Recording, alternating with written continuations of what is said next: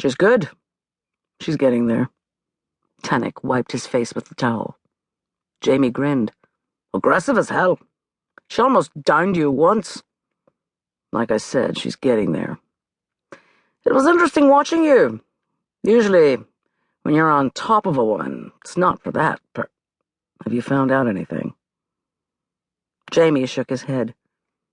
I've a few leads, but he's sealed off most of the avenues. It'll take time. He paused. I did run across one bit of information that might interest you. I called Phil to see how he was doing, and he mentioned an article he'd run across in the back pages of the newspaper a few weeks ago. John Birnbaum has disappeared. Birnbaum. It took a minute for Tannick to make the connection. The funeral home director he'd bribed to falsify Nell's death. Any connection? Not on the surface. No sign of foul play. A large sum of money was gone from the safe, but it had been opened by someone who knew the combination, and Birnbaum's car has disappeared with him.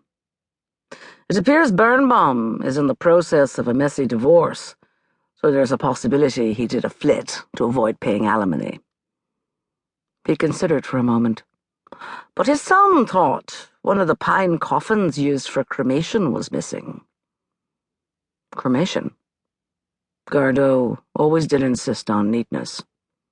And Minnesota has lakes galore where a car could be sunk. Jamie shrugged. Of course, it's all supposition, and the theory of Birnbaum's flit could be right. And it could be wrong.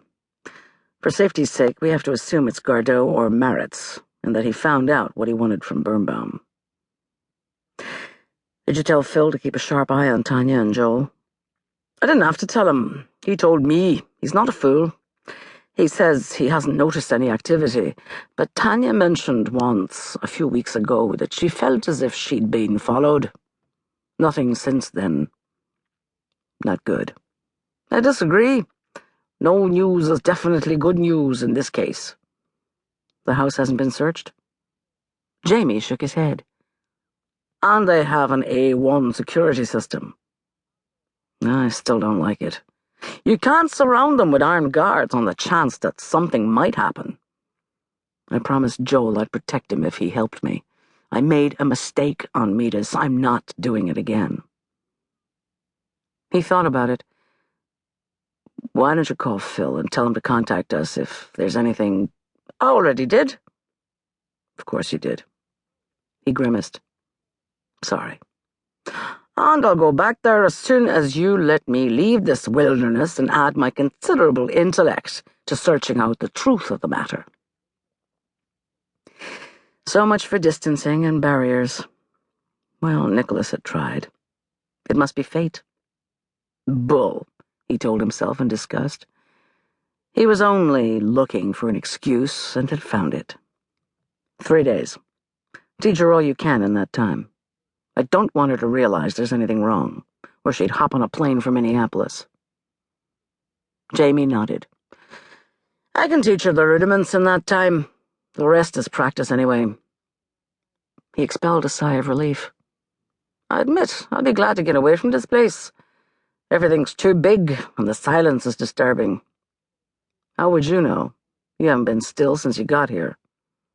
Your ingratitude chills the heart. He headed for the door. I'll go find Nell. She'll appreciate me. Nell made a face. Missed again. But you hit the target every time, Jamie said.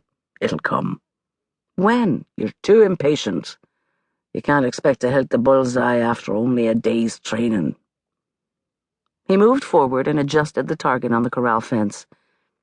You have a good eye and a steady hand. Use 'em. Concentrate.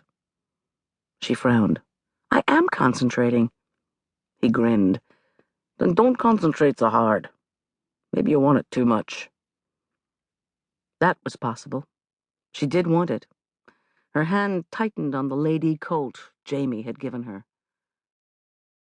You'd think